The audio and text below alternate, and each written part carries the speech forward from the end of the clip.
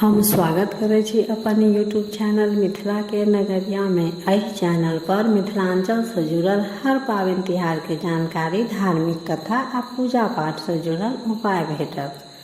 अगर एहि सब के जानकारी चाहे छी तो चैनल के सब्सक्राइब कर लिया, नोटिफिकेशन से वो ऑन कर लिया ताकि हम कखनो नया वीडियो डालब तो सबसे पहले पहुंचत अहाँ तक।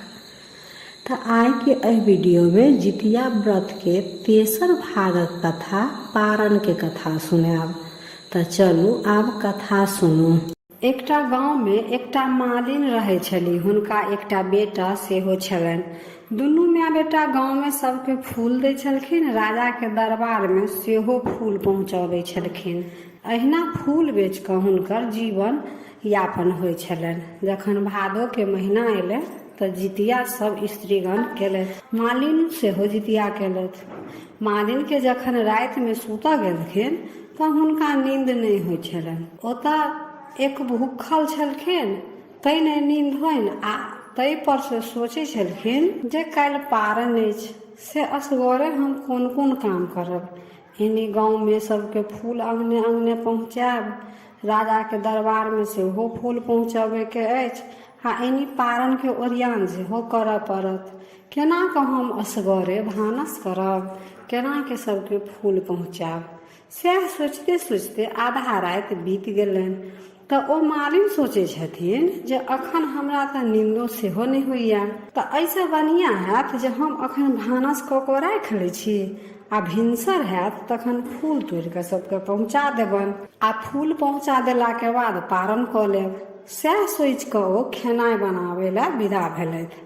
तऽ सबसँ पहिले ओ साग सब्जी हाँसूसँ कटलखिन, कियाकि खाना बनबैसँ पहिले तो लोग सागे सब्जी ओरियान करै छै जे की बनत। जखन माली साग सब्जी जे कटलखिन तखने हुनकर व्रत खंडित भऽ गेलनि। ताहिसँ ओ जितिया में जे केओ जितिया करे जाइ छै तऽ साग सब्जी नहि काटब, हँसुआ छुरी नहि छुअब। जखन मालिन के व्रत खंडित भऽ गेलनि तऽ जितवाहन भगवान क्रोधित भऽ गेलथि आ ओहि मालिन के एहन सता देलखिन जे हुनका भानस करते करते तेहन हालत खराब भऽ गेलनि जे भानस कऽ कऽ ओ बिछौन पर पड़ि रहलखिन। ताबे भिनसर सेहो भऽ गेल। आब मालिन के अतेक शक्ति नहि छलनि जे ओ फूल तोड़ि कऽ सबके पहुँचौथिन। ओ बिछौन पर पड़ले पड़ले अपन बेटा के उठबै छथिन जे बाबू हमरा फूल तोड़ै के साहस नहि होइ अछि, नहि आयत हमरा फूल तोड़ि कऽ आनल। से अहाँ गाँव में किनको देबनि कि नहि देबनि, कम से कम राजा के दरबार में फूल तोड़ि कऽ दऽ अबियनि। बेटा हुनकर उठलनि आ गेलखिन फूल तोड़ऽ लए। जखन माली के बेटा फूल तोड़ऽ गेलखिन तऽ मालिन बुझलखिन जे आब तऽ फूल पहुँचे जेतनि राजा के दरबार में, आ पारण के समय भऽ गेल अछि, तऽ हम पारण कऽ लै छी।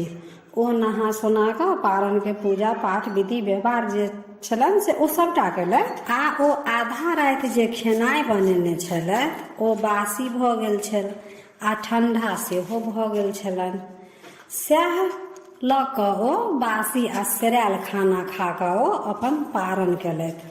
आ एनी जे मालिन के बेटा फूल तोड़ऽ बगीचा में गेल छलथि ततऽ जितवाहन भगवान अजगर के रूप में प्रकट भऽ ओहि बालक के गिर लेलखिन।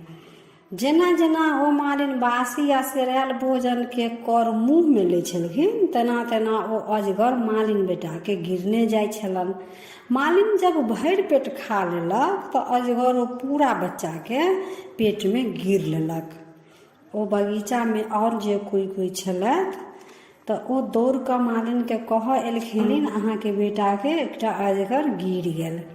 मालिन कनैत खिजैत बगीचा में पहुँचल तऽ देखै अछि जे एकटा अजगर हमर बेटा के गिर लेलक आ ओ अजगर ओतऽ पड़ल अछि। मालिन खूब कान कपार फोड़ऽ लगै छथि, कानऽ लगै छथि जे आब हम अपन बच्चा के बिनु कोना रहब। तखन हुनका जितवाहन भगवान के याद अबै छनि। ओ जितवाहन भगवान के खूब गोहराबऽ लगै छथिन जे हे जितवाहन देवता, हम तऽ अतेक नियम निष्ठासँ अहाँके पूजा केलहुँ, सब स्त्री तऽ अहाँके पूजा अपन संतान लए करै अछि, हमहू तो अपन बेटा ला व्रत केने रहा जे हमर बेटा के दीर्घायु बनाओ।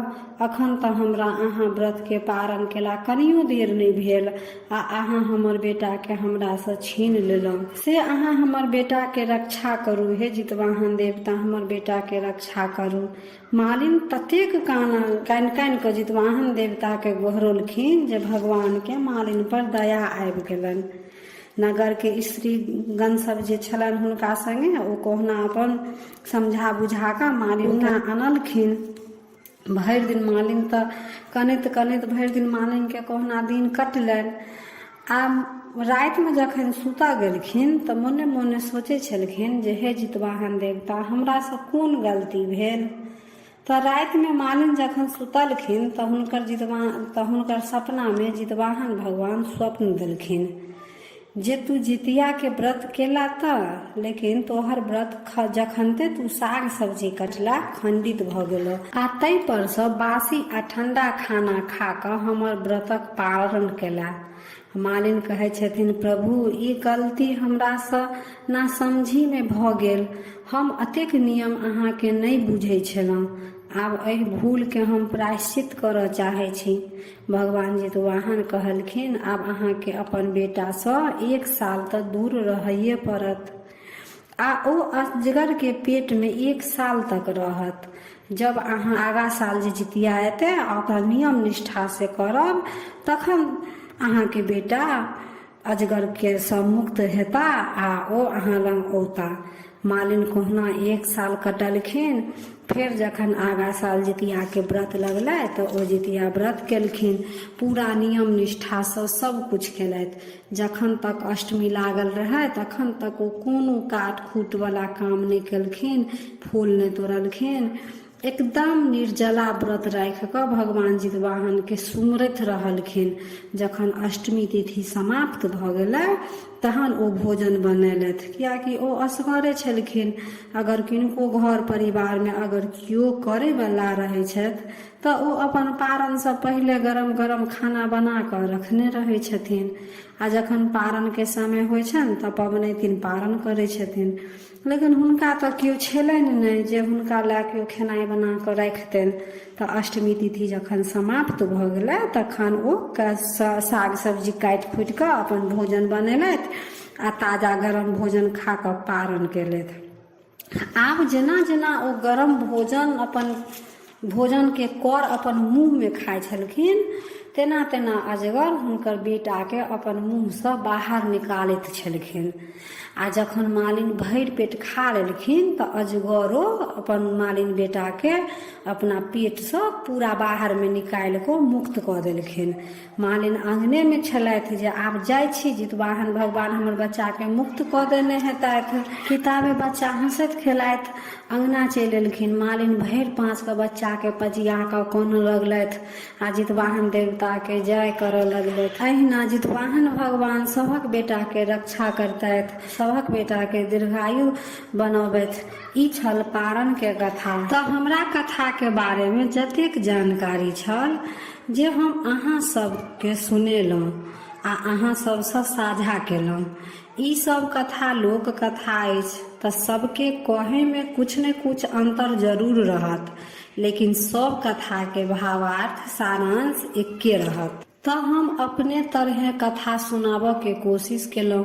अगर कथा बाचे में हमरा से कोनो त्रुटि भेल हैत ताहि लेल क्षमा प्रार्थी छी। अगर कथा नीक लागल तऽ अपना प्रियजन के जरूर शेयर कऽ लेब ताकि हुनको जितिया के संपूर्ण कथा एकेटा वीडियो में भेट जात।